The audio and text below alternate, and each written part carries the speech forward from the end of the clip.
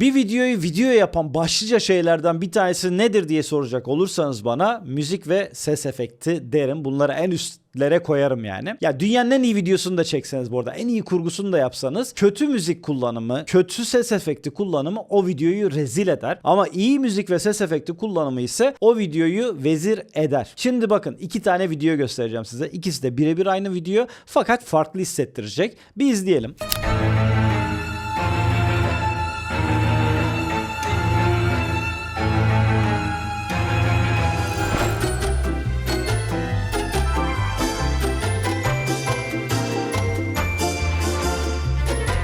Gördünüz değil mi? Bir tanesi böyle bir tedirginlik yarattı sizde.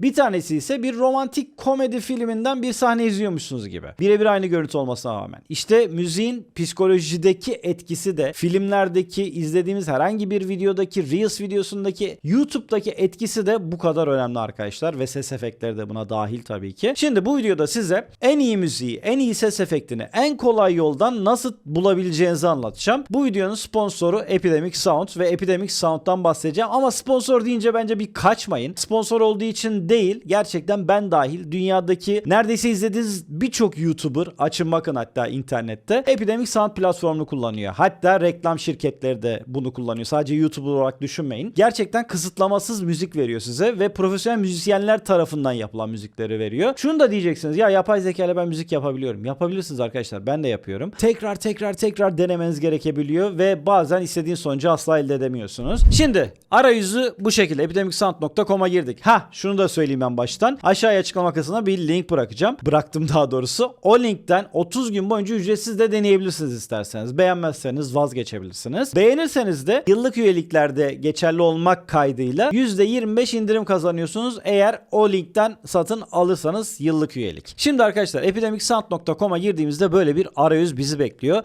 Burada farklı kategoriler var. Zaten daha önce birçok videomda da anlattım, böyle aralara serpiştirdim. Ben yıllardır kullanıyorum. Neredeyse yani 5 yıldır falan hem ticari işlerimde kullanıyorum hem de kişisel işlerimde kullanıyorum. Burada işte müzisyenleri görüyorsunuz, kategorileri görüyorsunuz vesaire. Discover kısmına tıkladığımızda burada biz indirdikçe bizi tanıyor yapay zeka desteğiyle ve bize göre şarkılar öneriyor. Burada da bu önerileri ben çok kullanıyorum bu arada. Yeni çıkan sanatçıları öneriyor. Burada farklı kategoriler var. Bakın işte sinematik müzikler, işte ekonomi, finans içeriği yapıyorsanız o tarzda müzikler, YouTube'da trend olan müziklere benzer müzikler ve onun gibi birçok şeyi burada görebilirsiniz. Ama asıl anlatacağım şey yapay zekası olacak. Bir stüdyo özelliğini anlatacağım. Birazdan bahsedeceğim. Bir de assistant özelliğini anlatacağım. Burada normal bir arama kısmı da var. İsterseniz buradan da arayabilirsiniz şarkının adına göre vesaire. Ama assistant kısmı bakın Gemini gibi, işte ChatGPT gibi bir LLM, yani bir chatbot gibi çalışıyor. Yani biz bayağı konuşuyor gibi istediğimiz şeyi arayabiliyoruz. Mesela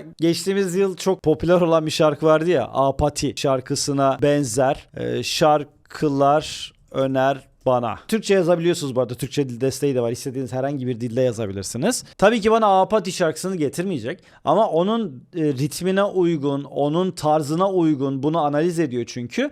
Ve Epidemic Sound kitaplığında olan şarkıları öneriyor. Şimdi dinleyelim mesela. Burada öneriler yaptı.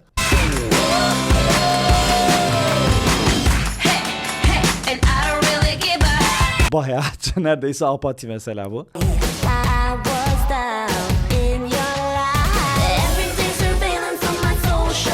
Bu da iyi. Evet, bir tane daha bakalım.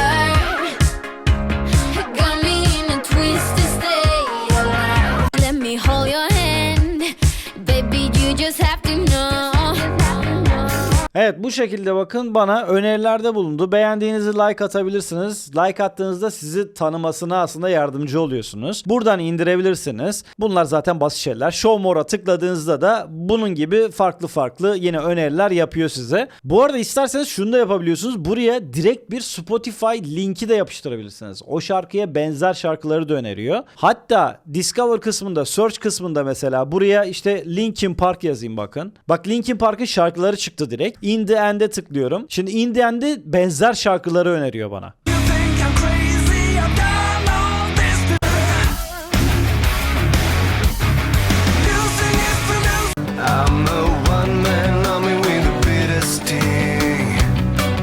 Ayrıca burada sound effect var.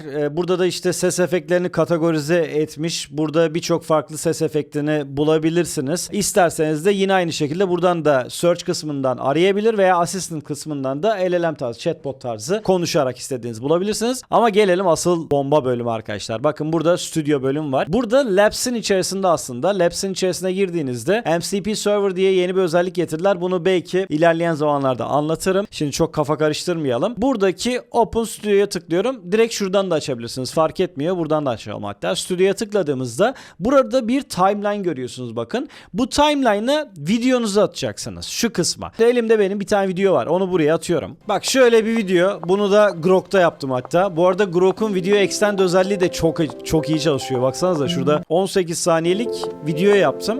2 kere uzatarak yaptım hatta bu videoyu. Neyse böyle video işte Avrupa'da bir sokakta yürüyen bir kadın mutlu bir şekilde yürüyor. Şimdi burada bir prompt kısmı görüyorsunuz bakın. Bu prompt kısmına isterseniz sahnenizi tarif edebilirsiniz veya tamamen yapay zekaya bırakabilirsiniz. Kendisi analiz ediyor zaten sahneyi. O yüzden ben bir şey yazmayacağım burada ve create soundtrack diyorum. Şimdi upload ediyor önce videoyu. Şu anda analiz ediyor videonun uzunluğunu, tarzını, işte ne anlatmak istediğini. Buna göre ses efektleri ve müziği buluyor ve yerleştirerek verecek bize. Müziği de 18 saniyeye uygun bir şekilde getirecek. Yani biz müziği kırpmayacağız sonradan. Evet bakın timeline'ı attı. En üstte müziği görüyoruz. Müzik katmanı şu mavi olan. Bu arada orijinal videonun sesini mute yapıyor. Kapatıyor. İsterseniz bunu açabilirsiniz. Şimdi şöyle bir bakalım. İzleyelim. Play tuşu, space tuşu bildiğimiz Premiere CapCut'tan alışık olduğumuz.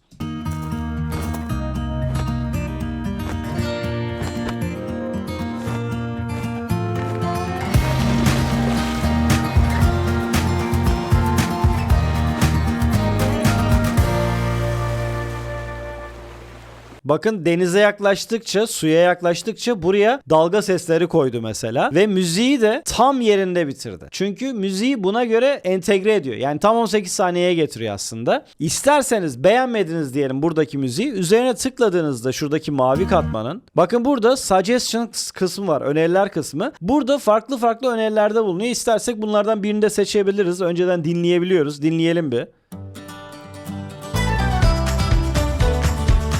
Mesela şu iyi. Bunu seçtim. Bakın hemen değişti buradaki müzik katmanı. Birinci sıradaki. Aynı şekilde buradakileri de değiştirebiliriz. Üzerine tıkladığımızda Suggestion'a girdiğimizde burada farklı ambiyans sesleri geliyor bakın. Mesela şunu seçelim. Burada yine İsterseniz kırpabilirsiniz ve uzatabilirsiniz. Hatta bunu sonuna kadar uzatayım şurada. Ve isterseniz buraya da fade in fade out da koyabilirsiniz. Şurada mesela biraz fade out yapalım. Kendi içinde sesi de düzeyini de ayarlayabilirsiniz. Şunu da mesela buradaki adım seslerini de şöyle arttırayım. Şimdi bir daha izleyelim.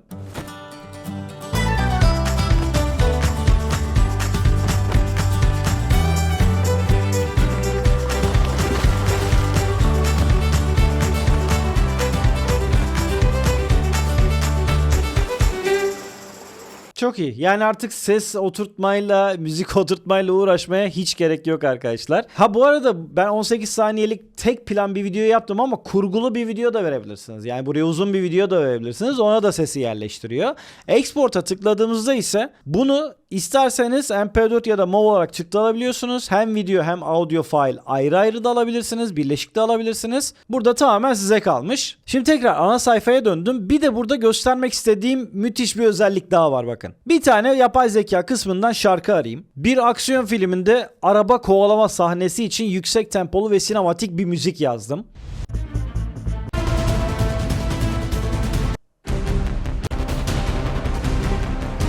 Okey, mesela bu güzel, bayağı Batman şarkısı müziği gibi bu arada. Buradan bakın buradaki 3 noktaya tıkladığımda Adapt diye bir özellik var. Adapt'e tıkladığımda yeni bir katman açıyor. Bak burası çok enteresan. Buradaki parçanın içindeki bölümleri değiştirebiliyorsunuz. Mesela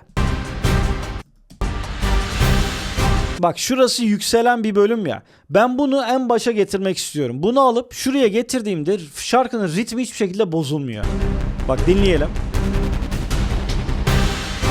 Gördünüz mü? Hiçbir şekilde bozulmadı. Hatta sonunu alıp getireyim şuraya. yine uygun yerinden böldü ve aldı. İsterseniz buradan Adapt Length'e tıklayarak bu şarkının istediğiniz bir uzunluktaki versiyonunu yapabilirsiniz. Burayı isterseniz kendiniz yazabilirsiniz veya 15, 30, 60 diye seçenekler var. Diyelim ki küsuratlı rakam olsun. İşte 00 17 saniyelik bir versiyonunu yapmak istiyorum ben bunun. Tabi müziğin ritmine göre değişir bu. 15 ila 18 saniyelik versiyonlarını yaptı bakın.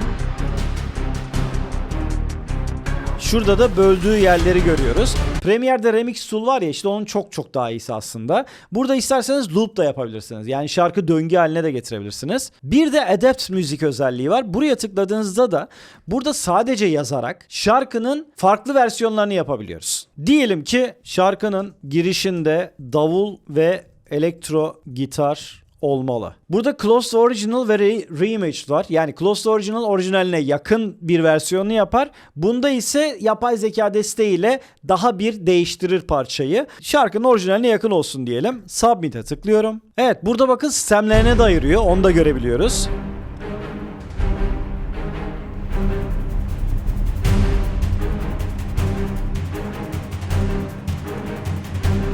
Elektro gitar, bas ve davul.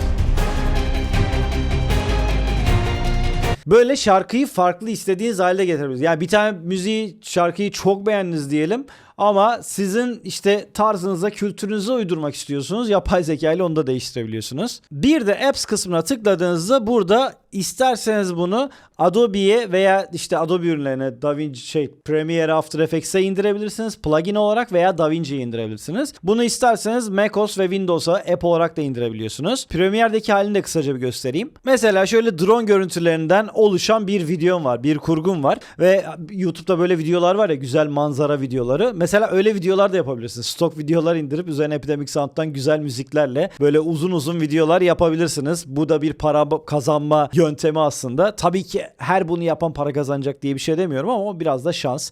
Algoritmayı iyi tanımaktan geçiyor. Bakın bu da plugin arkadaşlar. Aynı şekilde Epidemic Sound pluginini Premiere'e indirdiğinizde az önceki web sitesindeki arayüzün birebir aynısını görüyorsunuz burada. Burada bazı şeyler daha da kolay. Mesela direkt şurada videodan arama seçeneği var. Mesela buraya tıkladığınızda bakın 0. saniyeden itibaren bu videoya uygun bir müzik ara diyorsun ve yapay zeka desteğiyle sana buluyor.